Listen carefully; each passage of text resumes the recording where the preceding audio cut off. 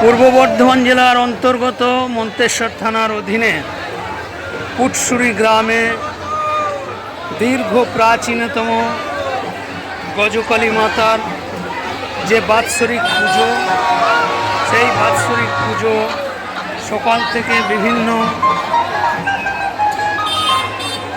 জায়গায়, মন্দির চত্বরেই বিভিন্ন জায়গায় সকালের যে পুজো, সেই পুজো হয়ে গেছে। এখন ভোগ, মায়ের যে ভোগ হয়, সেই ভোগের পর্ব সম্পন্ন হয়েছে।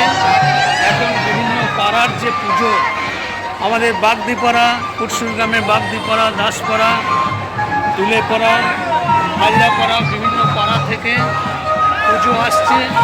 সেই পুজো এরা মন্দিরে পুজো দেবে এবং বলিদানের পর্ব চলছে। প্রচুর কয়েক শতাধিক ছাগল বলি দেওয়া হয়। ওই যে বলিদান পর্ব চলছে, দূরে দেখতে পাচ্ছেন মন্দিরে প্রচুর মানুষ রয়েছে।